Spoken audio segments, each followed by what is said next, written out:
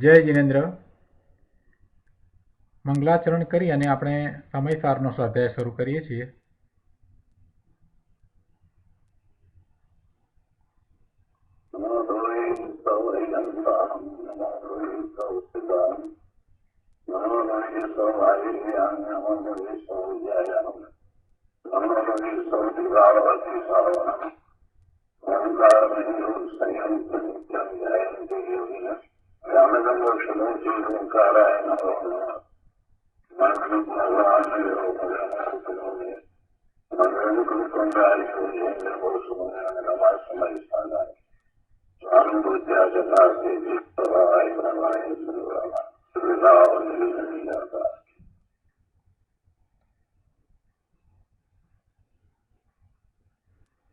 સમયસાર ભગવાન કુંદકુંદાચાર્ય રચિત સમયસાર તથા ભગવાન અમૃતચંદ્રાચાર્ય રચિત આત્મખ્યાતિ ટીકા કળશ સહિત એનો સ્વાધ્યાય ચાલે છે. એમાં ગાથા 252 સુધી આપણે સ્વાધ્યાય પૂરો કર્યો છે. બંધ અધિકારની 251 અને 52 ગાથામાં એ વાત આવી કે જીવ આયુ કર્મના ઉદયથી જીવે છે એમ સર્વજ્ઞ દેવે કહ્યું છે. તેથી બીજા કોઈ જીવને જીવાડે છે એ શક્ય નથી, કેમ કે આયુ કર્મ કોઈને આપી શકાતું નથી. અને જે આયુ કર્મથી જીવ જીવે છે એમ કહ્યું, ત્યાં પણ એ વ્યવહારના એનું કથન છે. ખરેખર જીવ પોતાની એવી યોગ્યતાને કારણે એ શરીર સાથે રહ્યો છે અને એમાં નિમિત્ત તરીકે આયુ કર્મનો ઉદય છે. આનો ઘણો વિસ્તાર આપણે કર્યો. પૂજ્ય ગુરુદેવ પાસેથી પણ તાત્પર્યભૂત વાત સમજ્યા. હવે અહીંયા કહે છે કે દુઃખ સુખ કરવાના અધ્યવસાયની પણ આ જ ગતિ છે. જેમ હું કોઈને જીવાડી શકતો નથી, કોઈ બીજો મને જીવાડી શકતો નથી, એ વાત કરી. એ જ રીતે હું કોઈને દુઃખી પણ કરી શકતો નથી કે હું કોઈને સુખી પણ કરી શકતો નથી. કોઈ એમ માને કે મારાથી બીજાઓ દુઃખી થાય, સુખી થાય, અથવા તો હું બીજાઓને દુઃખી કરું, સુખી કરું છું, તો એ મિથ્યાત્વ છે. એ વાત હવે ગાથા 253માં કુંદકુંદાચાર્ય ભગવાન કહે છે. ય આત્મના તું મન્યતે દુઃખિત સુખિતાન કરોમિ સત્વાનિતિ સ મૂઢો અજ્ઞાની નાન્યતસ્તુ વિપરીત. ગુજરાતીમાં ગાથા છે. જે માનતો મુજથી દુઃખી સુખી હું કરું પર જીવને, તે મૂંઢ છે, અજ્ઞાની છે, વિપરીત એથી જ્ઞાની છે. ગાથાના અર્થમાં કહે છે કે જે એમ માને છે કે મારા પોતાથી હું પર જીવોને દુઃખી સુખી કરું છું, ય ઇતિ મન્યતે આત્મના તું સત્વાન દુઃખિત સુખિતાન કરોમિ,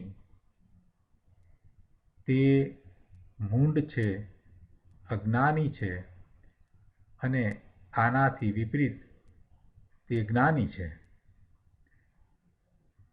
સહ મૂઢ અજ્ઞાની તું અતઃ વિપરીત જ્ઞાની. જે એમ માને છે કે મારા પોતાથી હું પરજીવોને દુઃખી સુખી કરું છું, તો એવું માનનારો તે મિથ્યાદ્રષ્ટિ, મૂંઢ, મોહી, અજ્ઞાની છે. અને એનાથી વિપરીત જેની શ્રદ્ધા છે તે જ્ઞાની છે. ટીકામાં અમૃતચંદ્રાચાર્ય ભગવાન સમજાવે છે કે પરજીવોને હું દુઃખી તથા સુખી કરું છું અને પરજીવો મને દુઃખી તથા સુખી કરે છે એવો અધ્યવસાય, એવી માન્યતા સહિત પરિણમવું એ અજ્ઞાન છે, એ નિયમથી અજ્ઞાન છે, એ નિશ્ચયપણે અજ્ઞાન છે, એ ધ્રુવપણે અજ્ઞાન છે.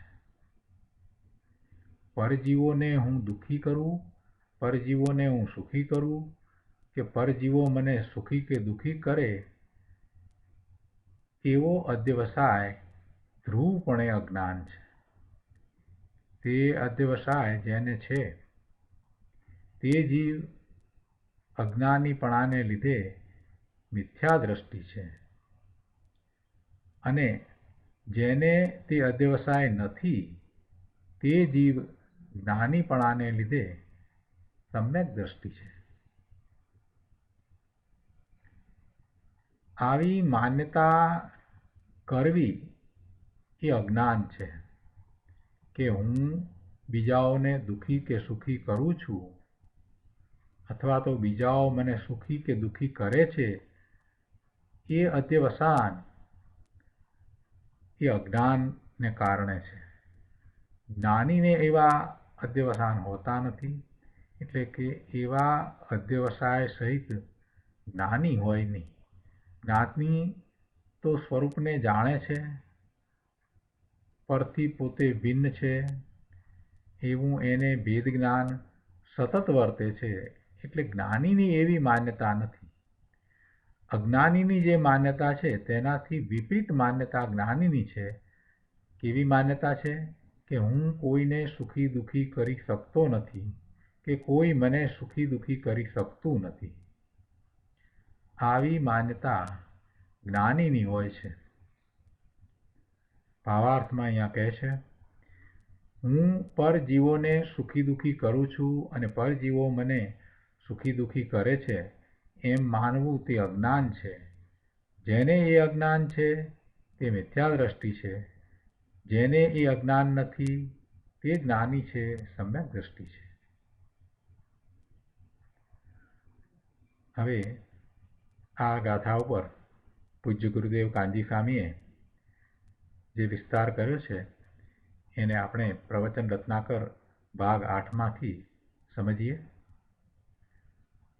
પ્રવચન રત્નાકર ભાગ 8મો પાના નંબર 74 ઉપર ગાથા 253 ટીકા ઉપરનું પ્રવચન. પરજીવોને હું દુઃખી તથા સુખી કરું છું અને પરજીવો મને દુઃખી તથા સુખી કરે છે એવો અધ્યવસાય ધ્રુવપણે અજ્ઞાન છે. આ વાતને સમજાવતા પૂજ્ય ગુરુદેવ 75મા પાના ઉપર કહે છે કે જુઓ શું કહે છે કે બીજા જીવોને હું પ્રતિકૂળ સંયોગો દઈ શકું છું. દુઃખી કરવા છે ને તો પ્રતિકૂળ સંયોગો આપીએ ત્યારે પેલા દુઃખી થાય ને. એટલે બીજા જીવોને હું પ્રતિકૂળ સંયોગો આપી શકું છું જેથી તે દુઃખી થાય અને બીજા જીવોને હું અનુકૂળ સંયોગો એટલે કે અનુકૂળ ખાન પાન સામગ્રી આદિ આપી શકું જેથી તેઓ સુખી થાય. એવી માન્યતા અજ્ઞાન છે એમ અહીંયા કહેવું છે. બીજા જીવોને હું ખાન પાન કપડાં લત્તા અનેક પ્રકારની સામગ્રી આપી દઉં જેથી તે સુખી થાય અથવા તો બીજા જીવોને હું એવા પ્રતિકૂળ સંયોગો આપું કે જેથી તે દુઃખી થાય. એવી જેને માન્યતા છે એ અજ્ઞાની મિથ્યા દ્રષ્ટિ છે એમ અહીંયા કહેવું છે. હવે બીજાને હું ખાનપાન સામગ્રી આપી દઉં એવી વાત આવી ને એટલે કોઈએ પ્રશ્ન કર્યો કે તો ગરીબને આ અનાજ દાણા વગેરે આપવા કે ના આપવા, ગરીબને કપડાં લત્તા વગેરે આપવા કે ના આપવા. ગુરુદેવ કહે છે કે કોણ દે દાણા, કોણ દે છે એ બધી સામગ્રી? શું એ સામગ્રી દઈ શકાય છે? એ દાણા કે કપડાં લત્તા એ બધું ખરેખર કાંઈ બીજાને બીજો આપી શકે છે? એ તો દાણા દાણાને કારણે જાય છે. દાણાને કારણે ત્યાં જાય છે, બીજા પાસે જાય છે તો એ એના કારણે જાય છે. દાણા દાણાને કારણે જાય છે. ભાઈ, તું મિથ્યા માને કે હું દઉં છું એટલે પેલાને મળે છે તો એ તારી ભૂલ છે. બાકી એના અંતરંગ પુણ્યના નિમિત્તે એને એ દાણા મળવા કે બીજી અનુકૂળતા મળવી કે બીજી અનુકૂળ સામગ્રી મળવી એ પણ વ્યવહારથી કહેવાય છે. એના એટલે પેલા જેને પ્રાપ્ત થાય છે એને પુણ્યના નિમિત્તે એ અનુકૂળ સામગ્રી મળે છે અને એના અંતરંગ પાપના નિમિત્તે એને પ્રતિકૂળ સામગ્રી પણ મળે છે. એટલે જો તું કે બીજા કોઈ એમ માનતા હો કે અમે એને આપીએ એટલે એને અનુકૂળ સામગ્રીને કારણે સુખ થાય અથવા તો એને પ્રતિકૂળ સંયોગો અમે આપીએ એટલે પેલો દુઃખી થાય, તો એ વાત 3 કાળમાં સાચી નથી. એ વાત ક્યારેય સાચી હતી નહીં, વર્તમાનમાં પણ એ વાત સાચી નથી અને ભવિષ્યમાં પણ એ વાત બને નહીં. કેમ ન બને? કેમ કે બીજો કોઈ પેલાને કંઈ આપી દે એવી વસ્તુ સ્થિતિ જ નથી. પેલો જે મેળવે છે તો એ મેળવવા વખતે એ સામગ્રીનું એની સમીપમાં જવું એ ખરેખર તો સામગ્રીનું પોતાનું કાર્ય છે. સામગ્રી પોતે એની સમીપમાં જાય છે.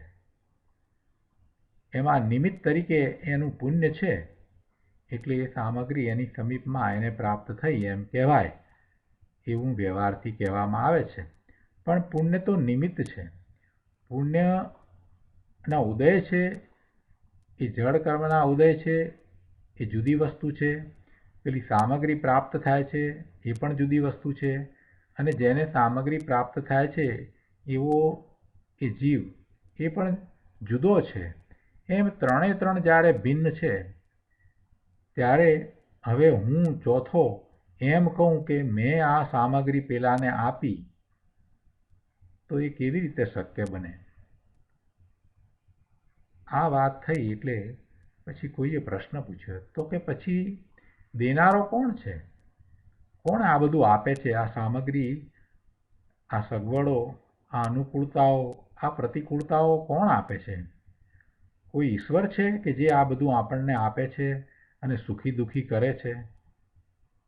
કેમ કે અન્ય મતમાં તો એવી જ માન્યતા વર્તે છે કે ઈશ્વર આપણને બધું આપે છે. ઈશ્વરની ઈચ્છા દ્વારા જ આપણને પ્રતિકૂળ કે અનુકૂળ સંયોગો પ્રાપ્ત થાય છે. ઈશ્વરની ઈચ્છા વિના એક પાંદડું પણ હલતું નથી. આવી માન્યતા અન્ય મતમાં છે અને એ વાતને વાણિયાના દીકરાઓ પોતાને જૈન કહેવડાવે છે એ પણ માને છે. જો તમે જૈન હો તો પછી આવી અન્ય મતની માન્યતાને શા માટે માનો છો? કંઈ વાણિયાને ઘેરે જન્મ લેવાથી જૈન થઈ જવાતું નથી. જિનેશ્વર ભગવાને જે વાત કહી છે એ વાતને માનવી, શ્રદ્ધવી અને એવી જ પ્રવૃત્તિ કરવી એ જ ખરેખર જૈન છે. એવું નથી કરતો અને ઊંધી માન્યતા સ્વીકારે છે, ઊંધી માન્યતાને માને છે, એવું જ પરિણમન કરે છે તો પછી એ જૈન કેવી રીતે કહેવાય? એટલે આ જે પ્રશ્ન કર્યો છે એ પ્રશ્ન તો અજૈન માન્યતાને કારણે ઉદ્ભવેલો પ્રશ્ન લાગે છે કે કોઈક એવું બધું દેનારો, અનુકૂળતાઓ અને પ્રતિકૂળતાઓ એટલે કે એવી સામગ્રીઓ આપનારો કોઈક ઈશ્વર છે કે નહીં? કોઈક હોવો જોઈએ. કોણ આપે છે આ બધું? ગુરુદેવે એનો ઉત્તર આપ્યો છે કે બીજો કોઈ નથી. કોઈ ઈશ્વરે નથી, એવો કોઈ ઈશ્વરે નથી કે કોઈ દેવ દેવીઓ પણ નથી કે જે આ બધી સામગ્રીઓ આપે. એ પરમાણુ પોતે જ દે છે. એ પરમાણુ પોતે જ સ્વયં પરિણમીને ત્યાં આવે છે. પરમાણુમાં પણ અંદરમાં સંપ્રદાન નામનો ગુણ છે, જે કારણે પોતે જ પોતાને દે અને પોતે જ પોતાને માટે લે એવો સંપ્રદાન નામનો ગુણ છે. આપણે 6 કારકોની વાત કરીએ છીએ ને, એમાં કર્તા, કર્મ, કરણ, સંપ્રદાન, ચોથું કારક સંપ્રદાન લઈએ છીએ. તો એ સંપ્રદાન એટલે જેને એનો લાભ મળે છે તે. તો એ સંપ્રદાન નામનો ગુણ પરમાણુમાં પણ છે, કે જે કારણે એ પોતે પોતાને દે છે અને પોતે જ પોતાને માટે લે છે. થોડીક અઘરી વાત છે, પણ તત્વની વાતને થોડી એકાગ્રતા કરીને સમજીએ તો કાંઈ અઘરું નથી. તત્વદ્રષ્ટિ તો સૂક્ષ્મ જ હોય ને.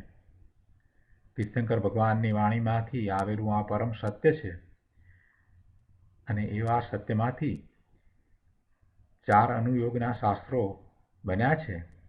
એમાં કર્ણાનુયોગ છે, એટલે કે કર્ણાનુયોગના જે શાસ્ત્રો છે એને ગણિતાનુયોગ પણ કહે છે.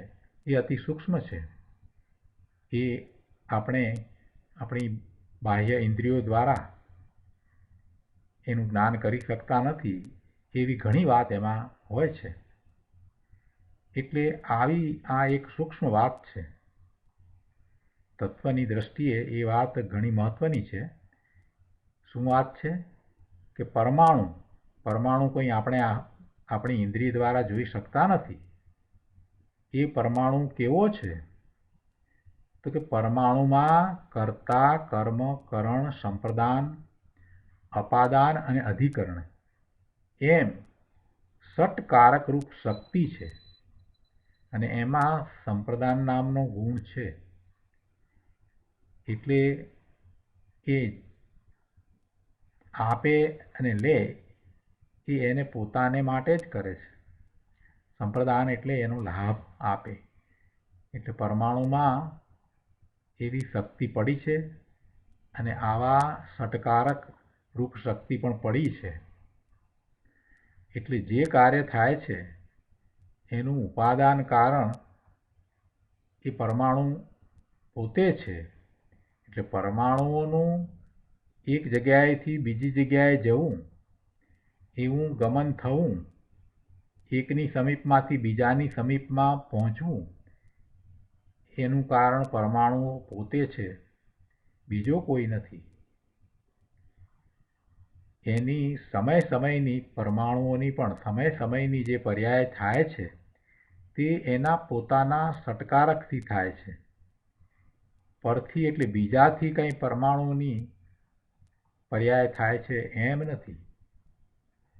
પરથી બીજાથી પરમાણુની આમ તેમ જવાની ક્રિયા થાય એમ 3 કાળમાં નથી. પરમાણુઓનું ગમન થવું, એની જે ક્રિયા થાય છે એ ક્રિયાઓ પણ પરમાણુ દ્વારા પોતાથી થાય છે. જો ધીરે ધીરે સમજવું, બધું ધીરે ધીરે સમજાય એવું છે. મૂળ સિદ્ધાંત સમજીએ. એક દ્રવ્ય બીજા દ્રવ્યનું કાંઈ કરી શકતું નથી. એક દ્રવ્ય બીજા દ્રવ્યમાં વ્યાપતું નથી. એક દ્રવ્ય બીજા દ્રવ્યને કોઈ રીતે મદદ કરતું નથી. માત્ર એની હાજરી હોય, એક દ્રવ્યનું કાર્ય થતું હોય ત્યારે બીજા દ્રવ્યની હાજરી હોય તો એમ કહેવાય કે એ નિમિત્ત છે. પરમાણુની કે જીવની ગતિ થાય ત્યારે ધર્માસ્તિકાયને નિમિત્ત કહેવામાં આવે. પણ એ ધર્માસ્તિકાય દ્રવ્ય જુદું છે, જીવ દ્રવ્ય જુદું છે, પરમાણુ દ્રવ્ય જુદું છે. એ પૂતગળ પરમાણુઓની ગતિ થાય કે જીવની ગતિ થાય, એમાં ધર્માસ્તિકાય પોતે કાંઈ કરતું નથી. જો જીવને કે એવા પૂતગળ પરમાણુને ગતિ કરવી નથી, તો તો કાંઈ ધર્માસ્તિકાય એને ગતિ કરાવતું નથી. અને જ્યારે જીવને ગતિ કરવી છે અને એ ગતિ કરે છે ત્યારે એ ગતિ થાય છે ત્યારે એ ધર્માસ્તિકાયને નિમિત્ત કહેવાય. પણ ગતિ નથી થતી ત્યારે તો એ નિમિત્ત પણ કહેવાય નહીં. એ જ રીતે ગતિ કરતા જીવ કે પૂતગળ પરમાણુઓને જ્યારે રોકાવું છે તો એ રોકાવામાં અધર્માસ્તિકાય નિમિત્ત કહેવામાં આવે. પણ જો એને રોકાવું નથી તો અધર્માસ્તિકાય નિમિત્ત થતું નથી. એને રોકાવું નથી તો અધર્માસ્તિકાય એને રોકતું નથી. ગતિ કરતા જીવ કે પૂતગળ પરમાણુઓને અધર્માસ્તિકાય રોકતું નથી. જો પેલાને રોકાવું છે તો એમ કહેવાય કે એ રોકાય છે ત્યારે નિમિત્ત તરીકે અધર્માસ્તિકાય છે. એટલે એક દ્રવ્ય બીજા દ્રવ્યનું કાંઈ કરતું નથી. એ નિમિત્ત થાય ત્યારે પણ ખરેખર એ કાંઈ કરતું નથી. એટલે અહીંયા જે સામગ્રીની વાત હતી એમાં સામગ્રી જે પૂતગળ છે એ પૂતગળની પોતાની શક્તિ છે. પૂતગળ પરમાણુ એક નાનામાં નાનો જેનો બીજો હવે ભાગ થઈ ન શકે એવો સૂક્ષ્મ પરમાણુ જે નરી આંખે દેખાય પણ નહીં એવો એ પરમાણુ પણ શક્તિ સહિત છે. એમાં ષટકારક રૂપ શક્તિ છે અને એની જે સમયે જે પર્યાય થવાની છે તે તેના પોતાના ષટકારકથી થાય છે. પરથી કે બીજાથી એવી ક્રિયા થતી નથી. એની જવાની ક્રિયા પણ બીજા દ્વારા થતી નથી. ફરી એક પ્રશ્ન થયો, પણ પરમાણુને કાંઈ ખબર એટલે કે જ્ઞાન તો નથી તો એ જાય કેવી રીતે? બહુ સરસ પ્રશ્ન કર્યો છે કે પરમાણુને કેવી રીતે ખબર પડે કે મારે અહીંયાથી ત્યાં જવાનું છે? એવી પરમાણુને ખબર કેવી રીતે પડે? કેમ કે પરમાણુ જળ છે એ કંઈ જ્ઞાન સ્વભાવી નથી. એ જ્ઞાન તો કરતું નથી. તો પછી એ પરમાણુ ક્યારે જવું અને ક્યાં જવું એ જાણ્યા વિના કેવી રીતે ગતિ કરે છે? બહુ સરસ પ્રશ્ન છે. વિચાર કરવા જેવો પ્રશ્ન છે કે પરમાણુઓને તો કાંઈ ખબર પણ પડતી નથી. અરે પેલા કાર્મણે રજકણો જે કર્મ રૂપે બંધાય છે એ પણ જડ છે. એ જ્યારે બંધાય છે, ભેગા થાય છે, સ્કંદ બને છે, 4 પ્રકારના ઘાતી કર્મ અને 4 પ્રકારના અઘાતી કર્મ એવી મુખ્ય 8 પ્રકારની કર્મની પ્રકૃતિઓ અને કુલ 148 પ્રકારની કર્મની પ્રકૃતિઓ. તો એમાં કાર્મણે રજકણો જુદા જુદા પ્રકારના છે, જુદી જુદી જાતના છે અને એ પ્રમાણે જ ભેગા થાય અને બંધાય. એ બધું પરમાણુઓને કેવી રીતે ખબર પડતું હશે કે એ બંધાય, એ ભેગા થાય? બહુ સરસ પ્રશ્ન છે કે પરમાણુઓને કાંઈ જ્ઞાન તો છે નહીં તો પછી એ કેવી રીતે જાય, અહીંયાથી ત્યાં જાય, એ કેવી રીતે બને? ગુરુદેવે ઉત્તર આપ્યો છે કે જવામાં ખબરનું એટલે કે જ્ઞાનનું શું કામ છે? એ તો ક્રિયાવતી શક્તિનું કામ છે અને પરમાણુને ક્રિયાવતી શક્તિ છે. શું કહ્યું? કે જવામાં એવા જ્ઞાનનું શું કામ છે? એ તો ક્રિયાવતી શક્તિનું કામ છે અને પરમાણુને ક્રિયાવતી શક્તિ છે. શું જ્ઞાન હોય તો જ દ્રવ્ય કહેવાય? દ્રવ્યને ક્રિયાવતી શક્તિ છે, પરમાણુ છે એને પણ ક્રિયાવતી શક્તિ છે પણ એને જ્ઞાન નથી. તો કાંઈ એવું તો નથી કે જ્ઞાન હોય તો જ દ્રવ્ય કહેવાય. ભગવાને 6 પ્રકારના દ્રવ્ય જોયા, જીવ દ્રવ્ય અને પૂતગળ દ્રવ્ય. આ પૂતગળ પરમાણુ એ પણ દ્રવ્ય છે. ભલે એ જ્ઞાન નથી કરી શકતું પણ એ પણ દ્રવ્ય તો છે ને. ધર્માસ્તિકાય એ પણ દ્રવ્ય છે, અધર્માસ્તિકાય એ પણ દ્રવ્ય છે. આકાશ અને કાળ એ પણ દ્રવ્ય છે. એટલે 6 પ્રકારના દ્રવ્ય ભગવાને જોયા તો એ બધા 6 પ્રકારના દ્રવ્ય છે. એવું આ પરમાણુ, પૂતગળનો પરમાણુ એ ક્રિયાવતી શક્તિ સહિત દ્રવ્ય છે. એટલે એમ તો નથી કે એને જ્ઞાન હોય તો જ દ્રવ્ય કહેવાય. તો પછી જ્ઞાન વિનાના જળ દ્રવ્યો જગતમાં છે જ નહીં એમ થશે જો એમ માનીએ કે જ્ઞાન હોય તો જ દ્રવ્ય કહેવાય. જો એવી માન્યતા રાખીએ તો પછી જ્ઞાન વિનાના જળ દ્રવ્યો જગતમાં રહે જ નહીં, તેને દ્રવ્ય જ કોઈ નહીં કહે. એટલે જીવ દ્રવ્ય સિવાય બાકીના 5 દ્રવ્યો તો રહેશે જ નહીં. એટલે એમ તો છે નહીં, 6 પ્રકારના દ્રવ્ય છે તો છે, 5 જળ છે. એટલે જ્ઞાન વિનાના જળ દ્રવ્યો જગતમાં છે. અહીંયા તો કહેવું છે કે પ્રતિ સમય પરિણમવું એ પ્રત્યેક દ્રવ્યનો સ્વભાવ જ છે.